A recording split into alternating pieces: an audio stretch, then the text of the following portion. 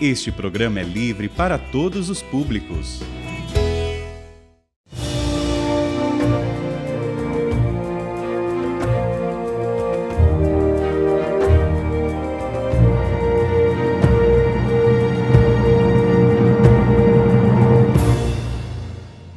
Olá, irmãos. Então, estamos aqui mais uma vez para prosseguir o nosso estudo sobre a história da Igreja. Eu já disse na última vez, nós estamos nesse momento falando sobre a França do século XVII. Aliás, o grande século da França. O século que a França só conheceu dois grandes reis, Luís XIII e Luís XIV. Esse Luís XIV, ele era muito amigo da Igreja, dos papas, até 1670, quando então ele entrou com essa ideia da regalia. A regalia, que ele achava que era um privilégio que pertencia ao rei da França. Daí a palavra regalia, um privilégio do rei da França, de poder encaixar todas as rendas de uma diocese vacante, e ainda por cima, durante o período da vacância, poder nomear cargos que não tivessem cura de almas. Portanto, os cargos dentro do cabido, todos podiam ser nomeados pelo próprio rei da França. Quando esse assunto começou a esquentar, sobretudo no tempo do Papa Inocêncio XI, e vieram a cartas de Roma ameaçando o rei. Quando o Papa uma vez colocou na terceira carta que os maus reis normalmente não têm descendência, não vão ter filhos, e Luís XIV até essa altura ainda não tinha filho, ele ficou apavorado, ficou assustado. Inclusive, Luís XIV então enviou um cardeal como embaixador extraordinário da França em Roma, unicamente para tratar deste tema das regalias. Quando o cardeal de Três chegou em Roma e viu o clima que ali tinha se criado, e não só o Papa, mas todos os seus assessores tinham absoluta convicção de que a regalia era algo inventado pelo rei Luís XIV, e que Roma jamais iria consentir em dar este direito ao rei da França, porque segundo esse direito da regalia, o novo bispo que fosse nomeado para uma diocese da França, antes de tomar posse, deveria fazer juramento de fidelidade ao rei, e deveria registrar esse juramento no Parlamento de Paris, e ainda por cima pagar uma taxa por isso. Só depois estaria fechada a regalia. Então, o cardeal de Três, vendo que vai ser difícil conseguir alguma mudança no modo de pensar da Igreja em Roma, ele escreve ao rei Luís XIV dizendo que ele deveria começar a fazer um movimento no sentido de convocar um concílio nacional. Porque a única palavra diante da qual Roma se assusta é a palavra cisma. Porque Roma tinha passado por 3 cismas no século anterior. O cisma de Lutero, de Calvino e de Henrique VIII. Então, Roma tinha medo de cismas. Era capaz de tremer diante de um cisma. Então ele sugere movimentos no sentido de organizar um concílio nacional. Enquanto isso, a situação ainda piora mais, porque em Pamiers morre o bispo. Os cônegos elegem vigário capitular, mas o arcebispo de Toulouse caça esse novo vigário capitular, porque este era um dos nomeados pelo rei. Portanto, o arcebispo de Toulouse caça o novo vigário capitular de Palmiers. Ao mesmo tempo, em Paris, Dom Harley também sofre ameaças de excomunhão, simplesmente porque ele havia imposto uma nova superiora para as irmãs de Charonne. Em Charonne, a madre tinha terminado o seu período, as irmãs fizeram eleição e pediram ao arcebispo designar uma destas da lista tríplice. E o arcebispo impôs uma nova superiora.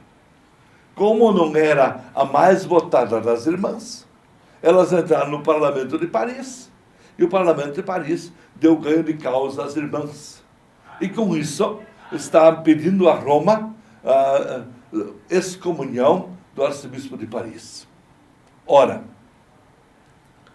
é por isso que neste momento nós vamos chegar ao ano de 1680. Nós vamos ter ao mesmo tempo o rei ameaçado de excomunhão pelo terceiro breve. Porque aquele terceiro breve, em que o Papa coloca que os maus reis morrem sem deixar descendência, e que ele se cuide, nesta hora o rei se sente ameaçado de excomunhão. E toda a França geme e treme diante da palavra excomunhão, porque eles se lembram, no século anterior, em 1571, o Papa Pio V excomungou a rainha Elizabeth da Inglaterra. Toda a França tem um temor, um medo de que isso poderia uma vez acontecer na França. Então, há ameaça de excomunhão. Ao mesmo tempo, o rei, portanto, sob ameaça de excomunhão. Também o arcebispo de Toulouse, sob ameaça de excomunhão. E o arcebispo de Paris, Dom Harley, também está sob ameaça de excomunhão. Então, o rei percebe que é hora de convocar uma assembleia extraordinária do clero. Então, em 1581, Luís XIV convoca uma Assembleia Geral do Clero para o final daquele ano. Ora, trata-se de uma assembleia delicada e perigosa. Porque na França, as assembleias do clero eram normalmente nos anos terminados em 0 ou nos anos terminados em 5. Os anos terminados em 0 eram pequenas assembleias. E os anos terminados em 5 eram as grandes assembleias. E nessas assembleias do clero, normalmente o grande assunto era ver qual era a doação que a Igreja da França estaria disposta a doar ao rei e à administração da cidade e do Estado. Neste momento, ele convoca uma assembleia extraordinária, num momento extremamente perigoso. Por isso, toda a cautela é pouca. 2 presidentes teria a nova Assembleia. Dom Maurice de Letellier, arcebispo de Reims, ao mesmo tempo filho de um dos ministros do rei Luís XIV, Dom Maurice Letellier, e o arcebispo de Paris, Dom Harley. E de todas as dioceses seriam eleitos 4 representantes. Portanto, teria em torno de 150 participantes. 2 presidentes, Maurice Letellier e Harley. A abertura é prevista para o dia 9 de novembro de 1681, com missa festiva em honra do Espírito Santo e sermão de Bossuet. Bossuet era, na época, certamente o melhor orador da França. Um homem extraordinário, que falava, todos gostavam dos grandes discursos, das grandes pregações, um homem preparado juridicamente. Bossuet fez o sermão. 1h45. A Assembleia se reúne em novembro, a 9 de novembro de 1681. Começa a discutir as diferentes questões da França. E ela prepara, então, todo um pacote. E esse pacote, com 4 artigos, seria aprovado no início de 1682. Primeiro artigo: o rei, no temporal, não está submisso ao Papa. Portanto, o primeiro artigo: o rei, em assuntos temporais, não está submisso ao Papa. Segundo, o concílio é sempre superior ao Papa. Portanto, se eles entrassem no conflito com o Papa, teria que convocar um concílio, e o concílio, se é superior ao Papa, poderia eventualmente até demitir o Papa. É o que eles colocam no segundo artigo. O terceiro artigo: o Papa deve governar segundo os cânones antigos. Portanto, se coloca toda a questão do governo da Igreja nos cânones antigos, sempre se referindo aos tempos da Igreja primitiva.